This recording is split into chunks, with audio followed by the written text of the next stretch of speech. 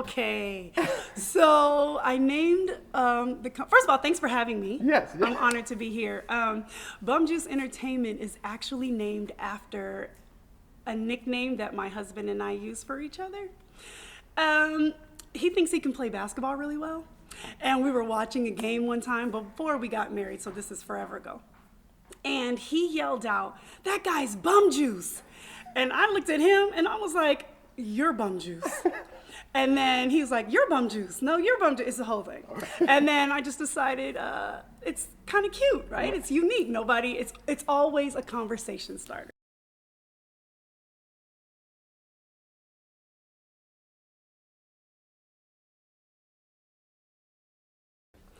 Man, you have to learn how to adapt.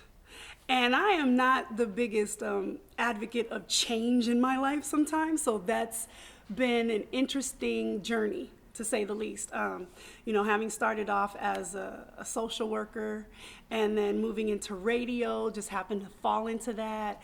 And for the last, am I dating myself if I tell you? More like 30, almost 30 years now, I've been in broadcasting and also still social working. And I like to do everything. So I kind of just take every day and every opportunity as it comes. And so film came and I said, okay, sounds good to me. TV came and I said, yeah, that sounds really good to me. And so I think having that adaptability and being able to kind of go with the flow and learn new things is essential in anyone's career.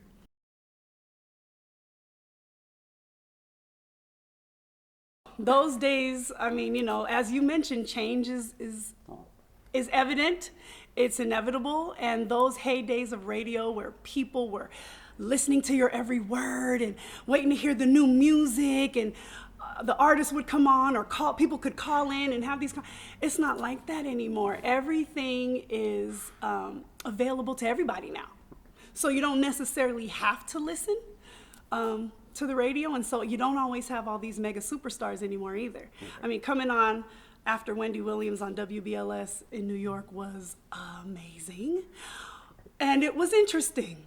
And she was, larger than life even back then, just as the radio personality that she was. Then she moved into television, and I think I took some notes from her career too. It's like, I think she realized, like, this isn't gonna last forever. Like, this medium of radio is not gonna be the thing that sustains forever. So that transition into television kind of inspired me as well to say, hey, you know what? If she can do it, I can do it. Right. So yeah, too bad. Those days are over. Right. You can stream and stuff now. You can listen to Right. whatever you want, as many times as you want.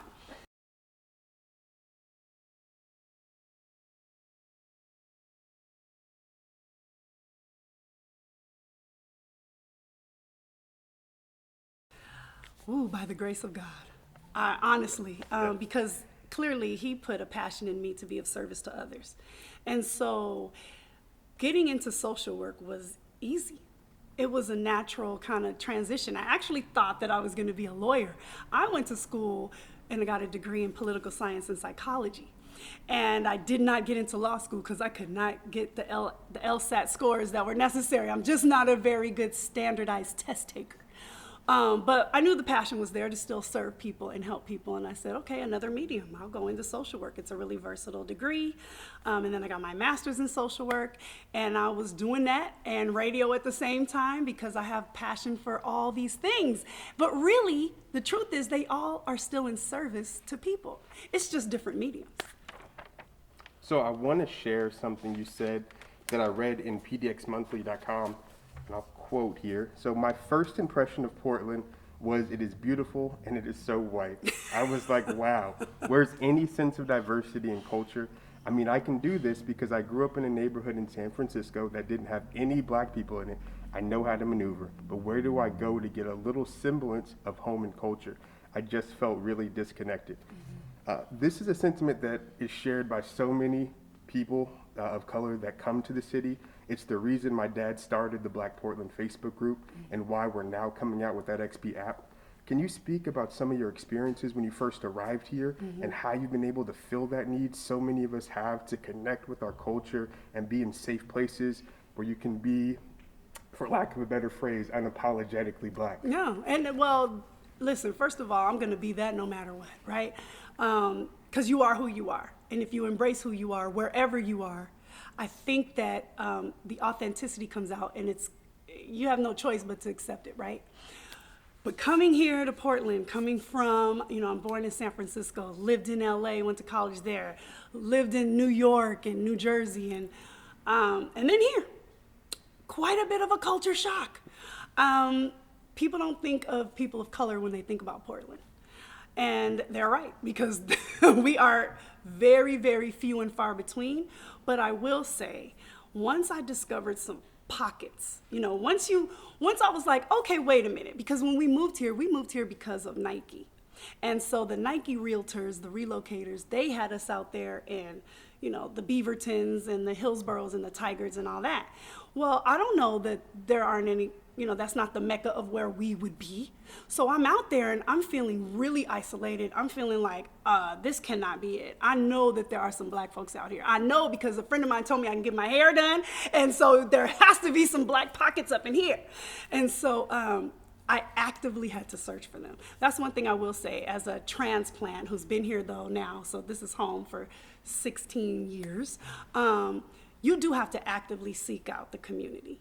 It's not just out in plain view, like for you to, just go, bump into somebody. I feel like you have to be intentional about making connections. But once I did that, and I will credit Self Enhancement Inc. for that. SEI was just pivotal in opening my eyes to a whole wonderful community of people of color. And once you're in, I think you're in. It's just finding it and getting in there.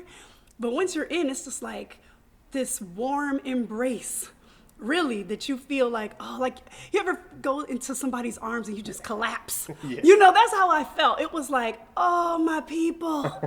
Yes. And it feels really good once you are intentional about finding some folks and then getting in there. You got to put in the work, though, because the people out here are not about, the fluff. Like, you have to be about it. Like, if you're real, you're going to get real results. And so I appreciate that about my folks out here.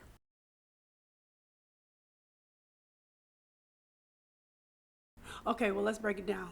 SEI is Self Enhancement Inc., a community-based organization that when I first encountered them, they also had a school as well, culturally specific services for the community, right? So BIPOC folks everywhere. And I was loving it.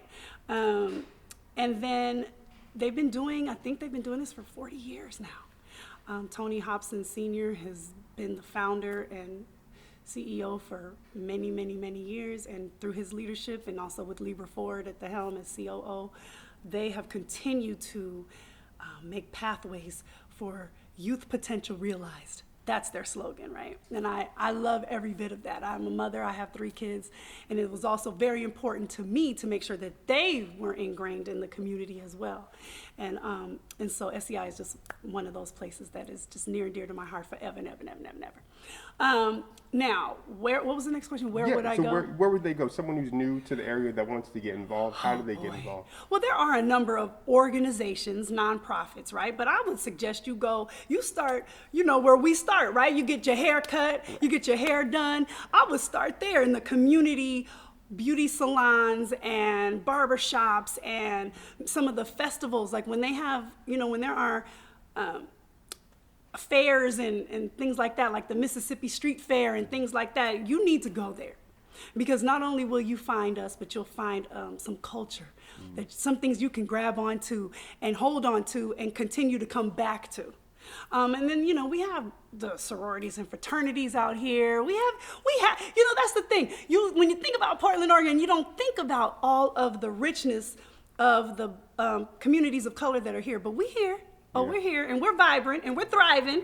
We're just trying to be a little bit more seen, a little bit more noticed and paid attention to. Not going to ignore us. Not no more.